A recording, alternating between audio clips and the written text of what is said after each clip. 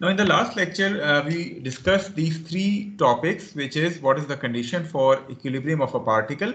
जब हम equilibrium की बात करते हैं और खासकर particle की बात करते हैं, तो for a particle to be in equilibrium, there shouldn't be any unbalanced force acting on the particle. It means that once you are applying the condition of equilibrium for a particle, then you are going to apply this particular condition, which is summation F equal to 0. Since we are dealing with coplanar force system, that is, we are going to consider those forces which are acting within a plane on that particle. So for a coplanar force system, we are going to resolve this summation F into its two components, and we can write summation Fx equal to 0. That is, there isn't going to be any unbalanced force along the x-axis. Similarly, summation Fy equal to 0. That is, there shouldn't be any unbalanced force acting along the y-axis. Now, in order to apply these two equations on that particle, we need to draw the free body diagram of that particle very carefully. Now, what is a free body diagram? As we discussed in the previous lecture, free body diagram बनाने के लिए जब आप किसी particle की free body diagram बनाते हैं, तो you need to isolate that particle from the surrounding. That is, you need to cut off each and every connection of that particle from the surrounding. जहाँ जहाँ वो surrounding से connect है, आपने उसके connections को खत्म करने हैं और हर connection को खत्म करने के नतीजे में you are going to get some forces, some reaction forces acting on that particle. So a free body diagram basically represents an isolated figure of that particle, in which you are going to show all the action and reaction forces on that isolated figure. So थोड़ा सा हम revise कर लेते हैं. What was the procedure of solving all such problems involving coplanar force system? So coplanar force equilibrium problems for a particle can be solved using the following procedure. Initially आप तमाम particles की जिसकी आपने analysis करनी होगी उसकी free body diagram बनाएंगे. Free body diagram जैसे अभी हमने कहा, you need to draw the free body diagram by using this three steps, कि आप स्टैब्लिश करेंगे और the x y axis within the suitable orientation on that particle. You need to label all the known and unknown forces along with their magnitude and direction which are acting on that particle in that free body diagram. Now the sense of a force having an unknown magnitude can be assumed. इसके बाद फिर आप जब free body diagram complete कर लेंगे तो then you are going to apply the equations of equilibrium, summation Fx equal to 0 as well as summation Fy equal to 0.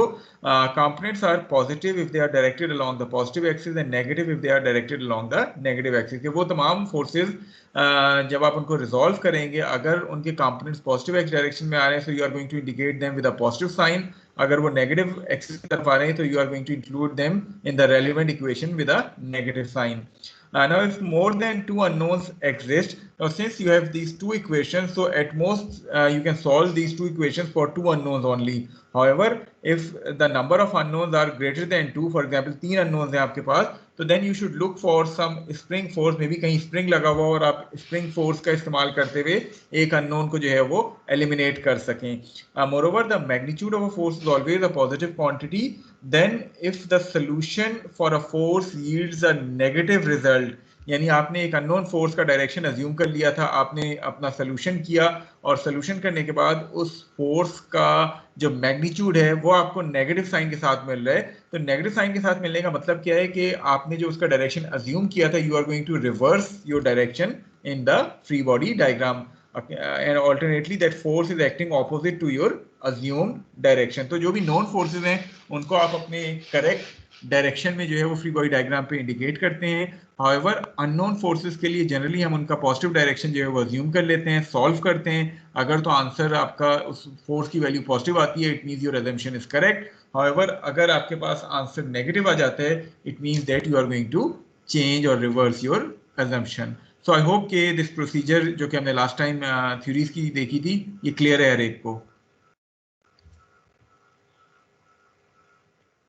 Yes sir.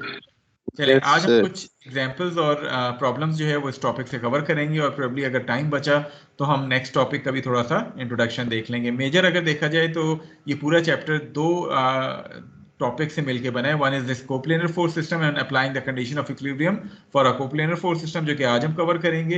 And the next topic is a 3-dimensional force system and the conditions of equilibrium for a 3-dimensional force system. तो ये दो topics हैं. Coplanar आज हम cover करेंगे और 3-dimensional probably हम next lecture में जो है वो कवर कर रहे होंगे. Okay, we are going to start with example 3-2, in which this cylinder D is having a mass of 60 kg and is supported by the cables arrangement as shown to you in the figure. The system is in equilibrium. You need to determine the tensions or the forces in cables BA and BC of this force of this cable system. So आपके पास एक cylinder है जिसका mass आपको given है, which is 60 kg and it is being supported by two cables BA and BC. You need to determine the tension in each and every cable as shown to you in the figure. Okay, so starting with drawing the free body diagram of this cylinder D. अगर मैं cylinder D की बात करूं तो इस cylinder D की free body diagram जब हम बनाते हैं तो the weight of the cylinder would be acting vertically downward, जिसको मैं से डब्ल्यू डी से रिप्रेजेंट करता हूँ. And once I remove this cable connection B D, जो केबल कनेक्शन है इसको मैं रिमूव करूंगा. तो आपने लास्ट टाइम देखा था कि जब जब हम किसी भी केबल को रिमूव करते हैं तो we are going to get tension force in the cable, and since it is a tension force it is going to be drawn away from this cable. So इस टेंशन फोर्स को मैं TBD से जो है वो denote कर देता हूँ. So the free body diagram of this cylinder is now complete. Now once the free body diagram is complete, so I'm going to apply the condition of equilibrium on this cylinder along the y-axis. क्योंकि आपके पास जो forces हैं वो y-axis के along हैं. I'm going to take positive y direction upward, and I'm going to apply the condition of equilibrium, which is summation Fy equal to 0. So once I am going to apply this condition, it means that TBD minus WD should be equal to 0. So I hope this equation is clear to all of you.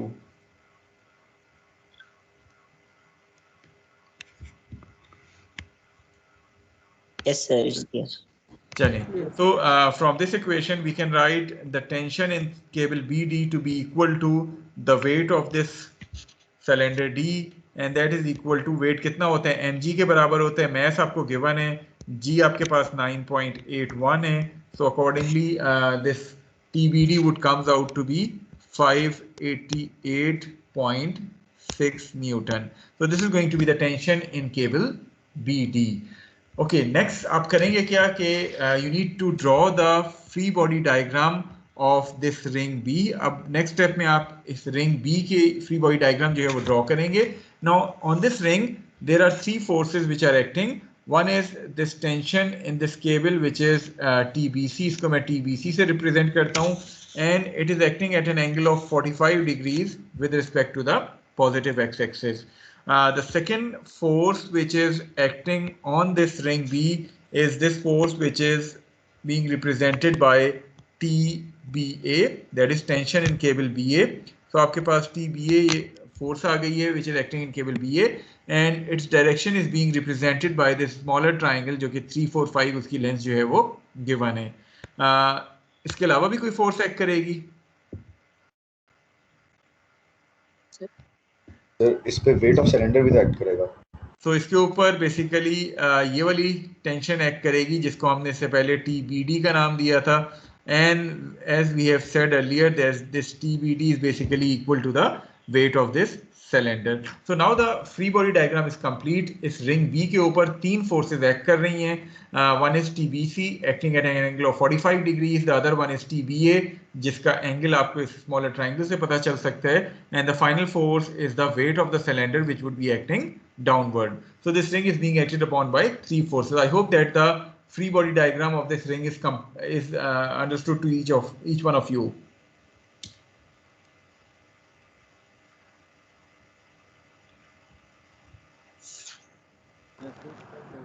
Yes sir. Sir ये जो आपने आगे लिखा है ये क्या लिखा है? सॉरी ये समझ नहीं आ रहा. क्या मैंने जो लिखा है TBD equal to WD. Yes sir, आगे क्या लिखा है? 60 60 into 9.81. देखें Yes, weight sir. Weight mg के बराबर होता है ना, मैथ आपको गिवन है, उसको g से मल्टीप्लाई yes. कर दें, you are going to get the value of weight.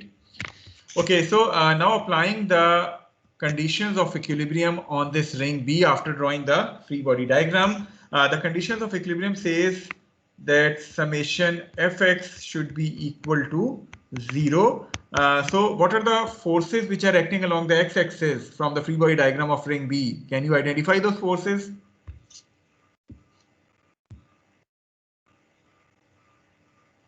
Sir TBC okay, इसका कौन सा कंपोनेंट आएगा? Sir, cos.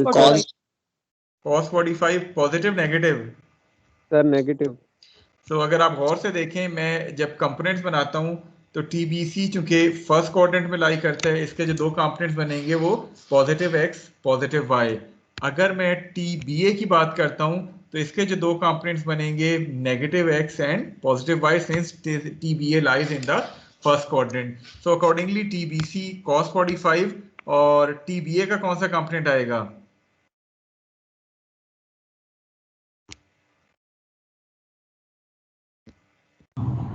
सर उसका भी cos 4/5। तो उसका 4/5 आ जाएगा। आई होप कि अब तक तो ये स्मॉलर ट्राइंगल से आप सारे वाकिफ होंगे। जब ये स्मॉलर ट्राइंगल आए तो इसको किस तरह इस्तेमाल करना है, क्योंकि आप x कंपोनेंट कर रहे हैं तो x एक्सिस के अलोंग जो छोटे ट्राइंगल की लेंथ है वो 4 है, हाइपोटेन्यूज 5 है, तो दैट वुड बिकम 4/5।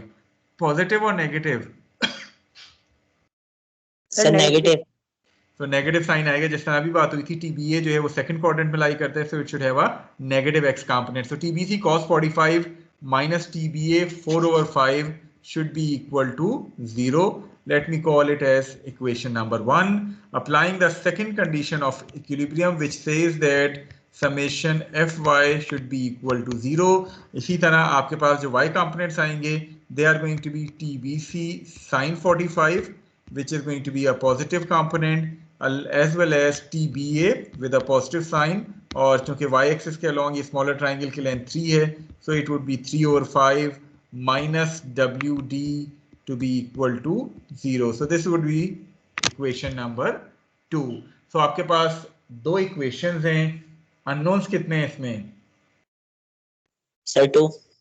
दो unknowns हैं, so you are going to solve these two equations for these two unknowns in order to find out the values of those two unknowns. So accordingly जब आप solve करेंगे, the value of TBC would comes out to be 475.66 Newton. Similarly, the value of TBA would comes out to be 420 Newton. So these are going to be the values of tension in these chords BC and BA, which are being asked in the question. Clear है रेक को?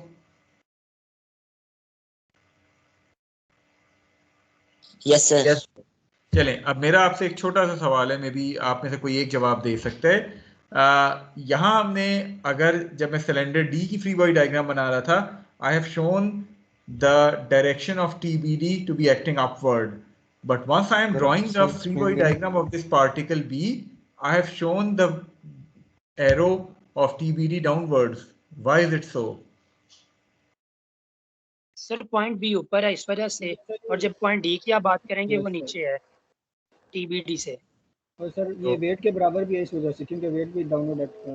देखें, जब हम last में जब discuss कर रहे थे, हमेशा केबल जो है या रोप जो है उसमें जो फोर्स पॉसिबल होती है that is the tension force, और जब हम टेंशन की बात करते हैं तो the tension force is always drawn away from that particle जिसकी भी आप फ्री बॉडी डायग्राम बना रहे हो। तो जब आप वेट यानी सिलेंडर डी की फ्री बॉडी डायग्राम बना रहे थे, आपने इसको अवे फ्रॉम दैट पार्टिकल जो है वो शो किया था। इसी तरह जब आप पार्टिकल बी की फ्री बॉडी डायग्राम बना रहे हैं, हमेशा जो रोप की टेंशन है that is going to be drawn away from that particle because it is a tension force.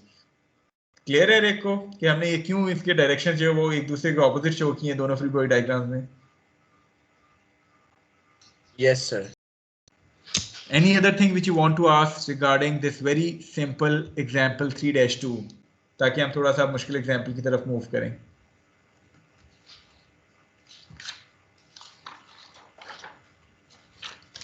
Okay, so moving on to the next example, which is example 3-3. Again, you have a system which is being shown to you, and this 200 kg crate is suspended using the ropes AB and AC as shown to you in the figure. Each rope can withstand a maximum force of 10 kilonewton before it breaks. अब थोड़ा सवाल change हो गया, आपके पास ये system equilibrium में है और आपके पास जो maximum tension in ropes A B और ए सी में आ सकती है दैट इज 10 किलो न्यूटन. अगर इससे ज्यादा टेंशन होती है तो the cords are going to break. If A B always remains horizontal, we need to determine the smallest angle to which the crate can be suspended before one of the rope breaks. के आपने वो theta की value find करनी है कि उससे यानी tension जब उन केबल में ज्यादा होगी तो that one of these ropes is going to break. Okay, so starting with this solution and drawing the free body diagram of किसकी free body diagram बनाएंगे? सर पहले डी की बनवा लेते हैं सर. चलें, डी की तो सिंपल है. हम डी की अगर बनाते भी हैं तो वेट नीचे एक्ट कर रहा होगा, टी ए डी ऊपर एक्ट कर रही होगी.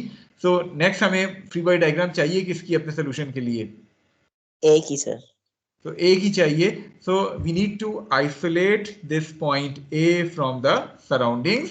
सो once you are going to isolate it, you are going to get a value of tension which is TAB acting along this rope AB. The second type of force which would be acting on this point A is going to be this tension which is TAC, and the angle at which it would be acting would be this angle theta. The third force जो कि इस point A के ऊपर act कर रही होगी that is going to be this tension जिसको हम TAD के नाम से कर रहे हैं. And since जब हम D की फ्री बॉडी डायग्राम बनाएंगे या क्रेट की फ्री बॉडी डायग्राम बनाएंगे, it is going to be equal to the weight of the crate. ठीक है, तो फ्री बॉडी डायग्राम समझ आ गई है एक को? कोई क्वेश्चन Yes. आपके फ्री बॉडी डायग्राम के हवाले से? No sir. Okay, so once the free body diagram is clear, then applying the conditions of equilibrium, first of all, summation fx equal to 0, that is, there is no unbalanced force acting along the x-axis. The forces which are acting along the x-axis or at point A are going to be this force which is TAB acting towards the positive x-axis, and the other force is going to be TAC cos minus 40 cos TAC cos of theta, that should be equal to 1, isn't it? So let me call it as equation number 1, TAB minus TAC cos of theta. Now applying the second condition of equilibrium, which is summation Fy to be equal to 0. The forces which are acting along y-axis are shown to you as TAC with a sine component and positive, क्योंकि second quadrant आता है, so TAC sine theta is going to have a positive value, minus WD should be equal to 0. So this would be my equation number 2. Okay, what are the unknowns? How many unknowns are there in this equation? Sir, 2. Are you sure? Sir 3 नहीं है, theta भी 3 है sir. So we have 3 unknowns, the tensions, 2 values of tensions in cable AB and AC, and the angle theta. So we have overall अगर हम देखें तो हमारे पास 3 unknown आते हैं. So how to solve this system?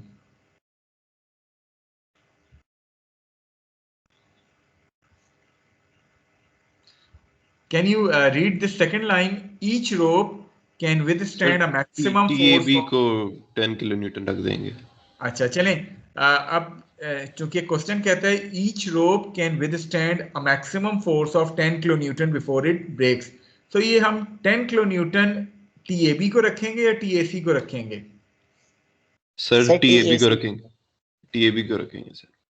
Why? Sir वो इसलिए क्योंकि तब वो मैक्सिमम हॉरिजॉन्टल कंपोनेंट होगा और जब मैक्सिमम हॉरिजॉन्टल कंपोनेंट होगा तब भी थीटा मिनिमम होगा, और उसने बोला हुआ है कि स्मॉलेस्ट एंगल चाहिए. अच्छा. तो इसलिए एनी अदर स्टूडेंट जो कि जवाब देना चाहे और या इससे कंट्राडिक्ट करना चाहे?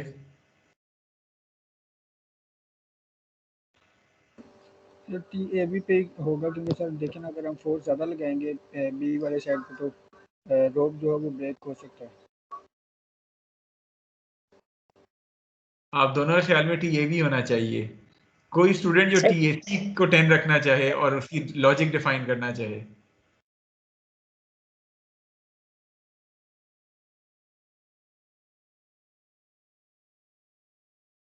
सर टी ए सी होगा सर, पर लॉजिक में सर लॉजिक तो यही होगी अब। देखें, चलें एक सेकंड, बाकी तमाम स्टूडेंट भी सुन लें। एक तरीका तो ये है कि आप जिस तरह भी आपने से एक ने कहा कि हम टी ए बी को 10 रख लें। अगर हम टी ए बी को 10 रखते हैं और उससे रेलिवेंट हम टी ए सी की वैल्यू निकाल लें, प्रोबेबली अगर वो 10 से ज़्यादा आ रही है तो हम कह सकते हैं कि हमारा सपोजिशन गलत है और फिर हम टी ए सी को 10 रख के टी ए बी की वैल्यू निकाल लें। लेकिन इन सब चीज़ों के बजाय अगर आप लॉजिकली सोचें, थोड़ा सा मुझे आप में से कोई एक स्टूडेंट जवाब दे। मैं एक इक्वेशन यहाँ लिख रहा हूँ। मैं कहता हूँ F of x is equal to F cos theta. अब इसका इस फिगर से कोई ताल्लुक नहीं है। बेसिकली मैं एक x y coordinate system consider कर रहा हूँ, which is this coordinate system.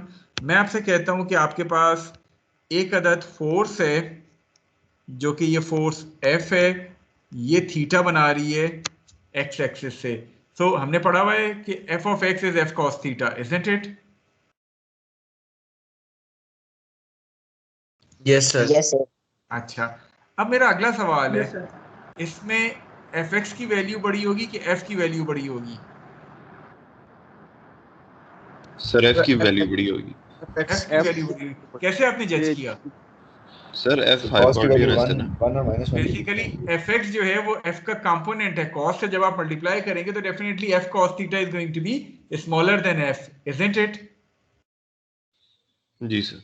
अच्छा, अब जरा इस इक्वेशन 1 को देखें। This equation 1 says T A B is equal to T A C cos of theta, ऐसे ही है? जी सर। यस अब सर। ये बताएं, टी ए बी की वैल्यू बड़ी होगी या टी ए सी की वैल्यू बड़ी होगी? सर टी ए सी की। टी ए सी की वैल्यू बड़ी होगी। Why? Because T A B is a cos component of T A C, यानी हमेशा T A C cos theta is going to be smaller than T A C, isn't it? Sir पर एक condition में तो नहीं होगा ना sir, जब जीरो होगा एंगल। देखें, एंगल यहाँ जीरो है। Yes sir, okay okay sir. ठीक है, तो आप करेंगे क्या, आप थोड़ा सा लॉजिकली सोचेंगे कि आपके पास इन दोनों में से जो बड़ी वैल्यू आती है, हमेशा TAC की वैल्यू जो है वो बड़ी होगी TAB से। इट मींस के अगर मैं if I am going to put TAC to be equal to the maximum force जो कि 10 किलो न्यूटन के बराबर है, सो इससे मेरे पास थीटा की वैल्यू आ जाएगी। From equation number 2 I am going to get the value of theta to be equal to 11.31 degrees, and accordingly the value of TAB from equation number 1 would comes out to be 9.81 kilonewton, which is again smaller than the maximum allowable stress or maximum allowable force of 10 kilonewton. So this answer is correct. आपने किया क्या कि you have assumed the maximum force of 10 kilonewton occurs in cable AC. Accordingly आपको theta की value भी मिल गई और आपको TAB की वैल्यू भी मिल गई, जो कि आपके आंसर्स को सेटिस्फाई कर रही है। अगर सपोज आप गलत सपोजिशन कर लेते, फॉर एग्जांपल आप कहते कि मैं AC नहीं, मैं TAB की वैल्यू जो है वो ले लेता हूं 10 किलो न्यूटन के बराबर, ठीक है। अब इससे आपको थीटा की वैल्यू क्या मिलनी थी?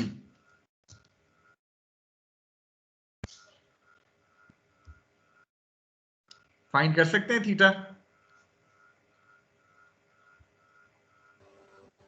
No sir. क्यों नहीं फाइंड कर सकते यार, ये क्या मुश्किल बात है? जरा थोड़ा सा सोचिए ना, अगर आपको अब थीटा फाइंड करना पड़ता तो क्या होता, और कैसे फाइंड कर सकते हैं?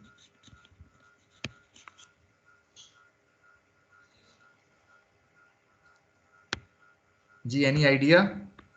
अगर आप कहते ए बी आपको 10 किलो न्यूटन लेना है तो फिर कैसे सोल्यूशन किया जाता? सर रोप टूट जाता सर अगर 10 न्यूटन होता तो। कैसे जज किया आपने? क्या जी सर? मैं कह रहा हूँ कैसे जज किया कि टीएबी जब 10 किलो न्यूटन होता तो रोप टूट जाता?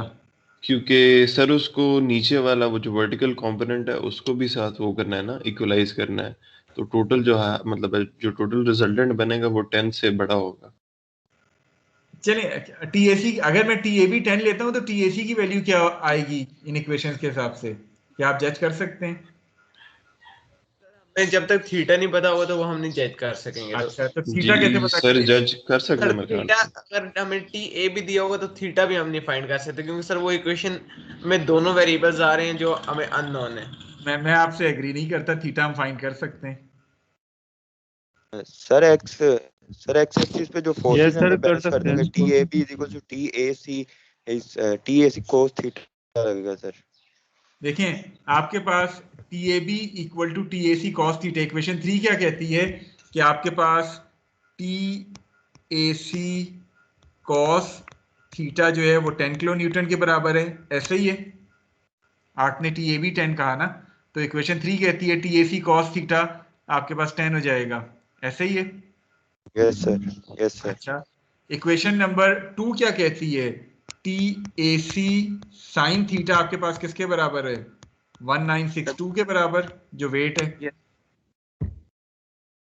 इन दोनों इक्वेशंस को आपस में डिवाइड कर दें, sin theta over cos theta should be equal to 1962/10। तो थीटा क्या आ जाएगा? sin ओवर cos क्या होता है? ये sir tan theta. tan theta. तो tan इनवर्स आप ले लें 1962 डिवाइडेड बाय 10। 1962 नहीं, 1.962 रादर। आप किलो न्यूटन में बात कर रहे हैं ना, वो 10 किलो न्यूटन है, सो 1.962 डिवाइडेड बाय 10। सो आपके पास थीटा क्या आ गया? सर 11.1। ठीक है, अब अगर थीटा 11.1 आया है तो इन दोनों में से किसी भी एक इक्वेशन से मैं TAC की वैल्यू निकाल सकता हूं। वो क्या वैल्यू आएगी?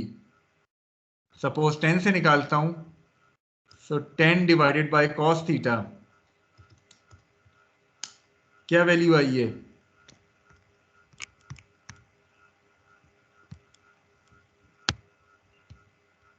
10.19 आ गई।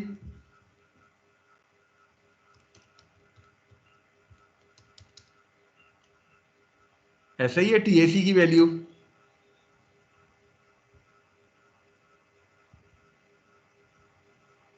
काइंडली कोई जवाब दे दें। TAC की वैल्यू 10.19 ही आई ना?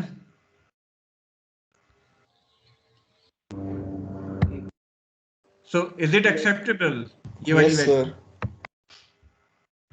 No sir, because it is exceeding 10 kilo newton. ठीक है, तो एक तरीका तो ये तुक्के वाला था कि मैं तुक्का चलाता कि पहले AC को 10 किलो न्यूटन रख लेता, फिर AB को 10 किलो न्यूटन रख लेता, और उससे मुझे जज हो जाता कि ये सेकंड सोल्यूशन पॉसिबल नहीं है, इट मींस कि ये वाला सोल्यूशन जो है वो करेक्ट है। रादर मैं हिट एंड ट्रायल पे चलूं, मैंने लॉजिकली सोचा कि as per equation number 3 TAC is going to be greater than TAB because TAB is TAC cos of theta, यानी उसका एक कंपोनेंट की तरह आ रहा है, तो हमेशा जब कंपोनेंट की वैल्यू है वो ओरिजिनल फोर्स से कम होती है। Therefore I am going to assume the larger force जो कि TAC है उसको 10 किलो न्यूटन ले लूं, तो ऑटोमेटिकली TAB की वैल्यू मुझे जो है वो कम मिलेगी 10 से, and the system is going to be satisfied. Is this solution now clear to all of you? Yes sir. जी सर। सर कोई डाउट, कोई query regarding this solution?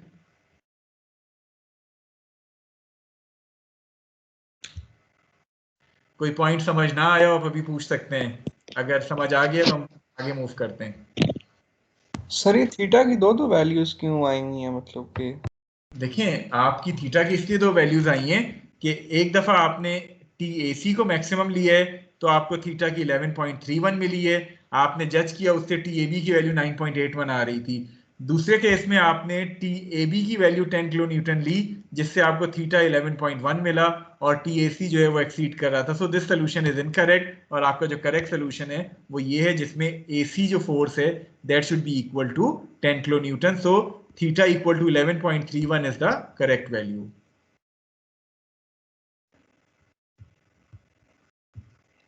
Okay, sir. Okay, so shall we move forward? Yes, sir. चलें, example 3-4 देखते हैं. In this example, we need to determine the required length of this cord AC so that the 8 kg lamp can be suspended in the position shown.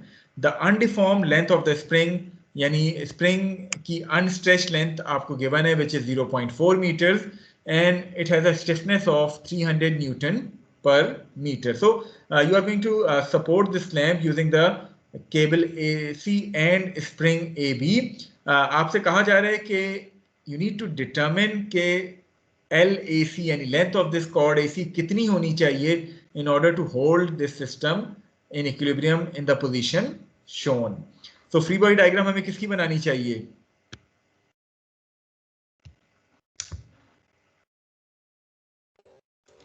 Point A की. तो point A की हम free body diagram बनाएंगे.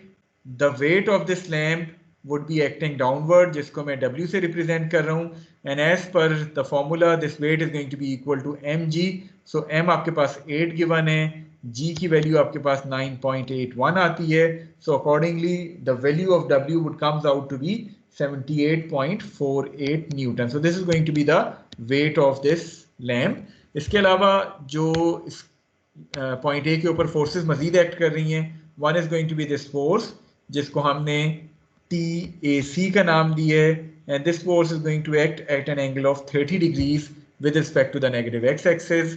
Then we are going to have another force जिसको हम कहते हैं this is force TAB that would be acting in the horizontal direction. We are using a conventional XY coordinate system. तो आपके पास ये free body diagram जो है वो कंप्लीट हो गई है.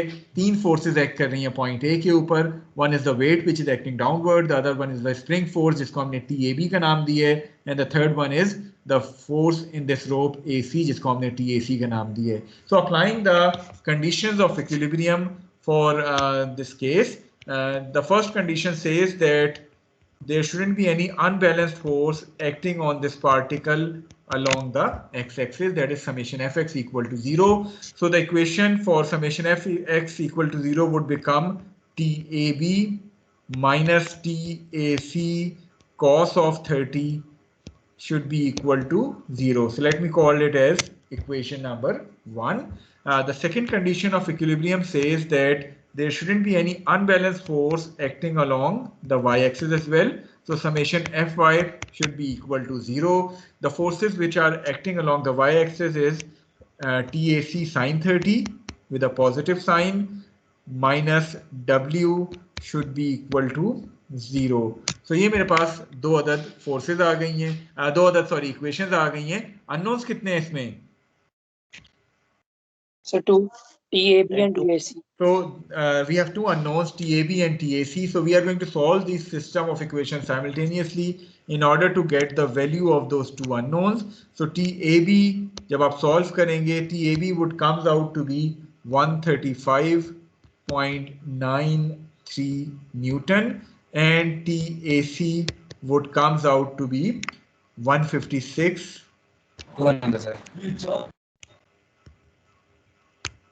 So it would comes out to be 156.96 Newton. यहाँ तक क्लियर है रेक को? Yes sir. अच्छा, आपसे क्वेश्चन में क्या पूछा गया था? You need to determine this required length of cord AC. अब वो कैसे लेंथ हम cord AC की कैसे जज कर सकते हैं, कैसे डिटरमिन कर सकते हैं मैथमेटिकली? सर अगर हम TAB निकालें तो अच्छा, हमें पता चल जाएगा कि स्प्रिंग की लेंथ कितनी है. चलिए ठीक है. स्प्रिंग की लेंथ TAB निकल जाएगा तो हमें एक्सटेंशन मिल जाएगी. चलिए ठीक है. TAB basically represents the force in this spring. So spring force के लिए हमें ऑलरेडी फॉर्मूला पता है कि स्प्रिंग फोर्स किसके बराबर होती है, KX के बराबर या KS, जो भी आप लिखना चाहें. इसमें X क्या होता है, हमने लास्ट टाइम भी डिस्कस किया था. Sir elongation. एक्सटेंशन कि स्प्रिंग की लेंथ में कितनी चेंज आ रही है फ्रॉम इट्स अनस्ट्रेच पोजीशन. सो इसको मैं लिख सकता हूं LAB माइनस L0, ऐसे ही है. L0 represents the unstretched length which is given to you as 0.4.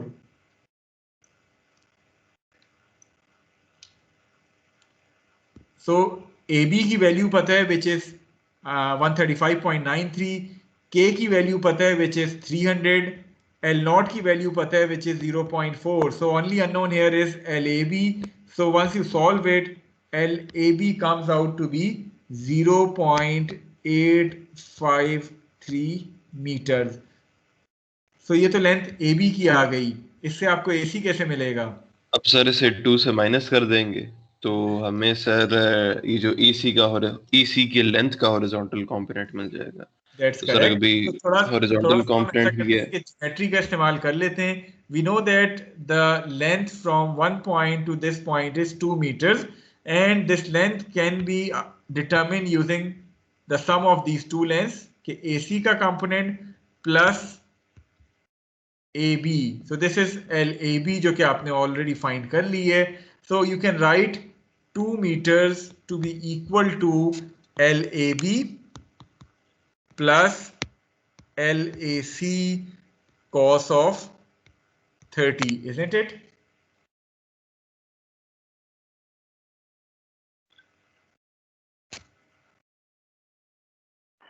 Yes sir. ठीक है, ये येलो वाली लेंथ LAC cos 30 है, ग्रीन वाली लेंथ LAB है और टोटल लेंथ 2 है। So 2 should be equal to LAB plus LAC cos 30. So once you solve it, आपके पास LAC की वैल्यू आ जाएगी which comes out to be 1.32 metre. So आप अगर LAC की लेंथ इतनी रखेंगे तो ये सिस्टम आपके पास सारे के सारा इक्विलिब्रियम में होगा इन डायमेंशंस और इस कॉन्फ़िगरेशन के हिसाब से। Is it clear to all of you? कोई चीज जो आप पूछना चाहें? यस सर, ये sir TAB is equal to KX is equal to LAB minus L0, ये LAB माइनस L0 कैसे है सर?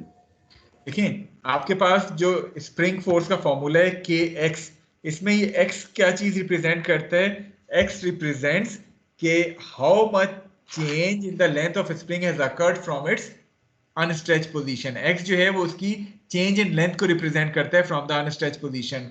So इसको हम L minus L0 से रिप्रेजेंट करते हैं, where L0 is the original length या unstretched length of the spring और L is the length of the spring जिस पे आप अपनी एनालिसिस कर रहे हैं, एक्सटेंडेड या कंप्रेस्ड लेंथ जो भी आपकी स्प्रिंग की बनती है। So L minus L0, L0 आपको गिवन है which is 0.4, so L आपके पास आ जाएगी कि इस कॉन्फ़िगरेशन में A से B तक की लेंथ कितनी है which is 0.853। ठीक है, सही हो। Yes sir. Any other question जो आप पूछना चाहें? ओके, सो हम एक्सरसाइज का एक प्रॉब्लम करते हैं, प्रॉब्लम 3-2, और उसके बाद थोड़ी सी ब्रेक कर लेंगे।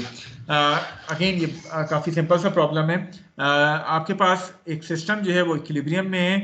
If the 1.5 metre long cord AB can withstand a maximum force of 3500 newton, you need to determine the force in this chord BC as well as this vertical length Y। दो चीजें आपने determine करनी है system के लिए, एक के cord BC में कितनी लेंथ कितनी टेंशन आ रही है, और दूसरा ये Y डिस्टेंस कितना होना चाहिए in order to keep the system in equilibrium। Now quickly drawing the free body diagram of this ring B, the weight is going to act downward जो कि आपके पास W से रिप्रेजेंट किया गया, and that should be equal to 200 times 9.81, so that would comes out to be 1962 Newton. ये आपके पास wait आ गया।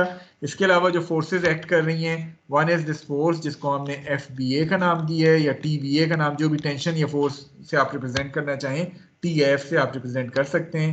The other one is this force जिसको आप FBC के तौर पे कह रहे हैं।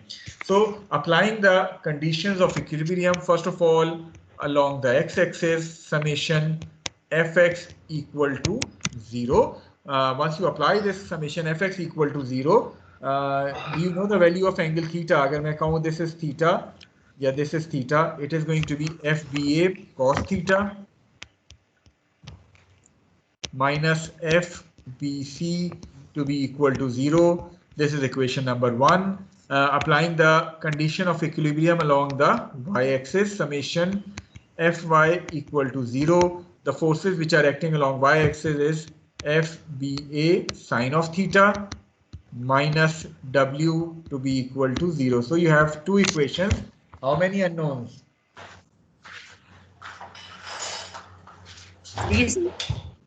हमारे पास 2 unknown है because we know that एक 2 फोर्सेस already FBA की वैल्यू हमें known है which is 3500, isn't it?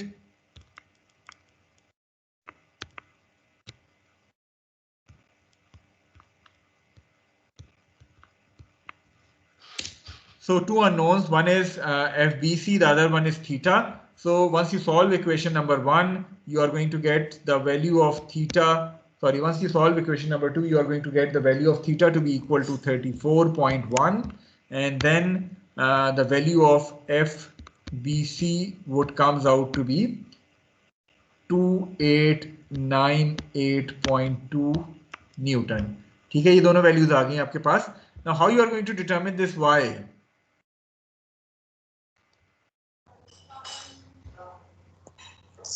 Sir y equals to FB sin theta होगा. सर साइन कंपोनेंट होगा ये. किसका साइन कंपोनेंट? सर BA जो BA फोर्स है उसका साइन कंपोनेंट. नहीं, अब देखिए फोर्स का कंपोनेंट लेंथ कैसे हो सकती है? सर अगर हम थीटा निकाल दें, AB की लेंथ 1.5 है तो 1.5 साइन. That's correct.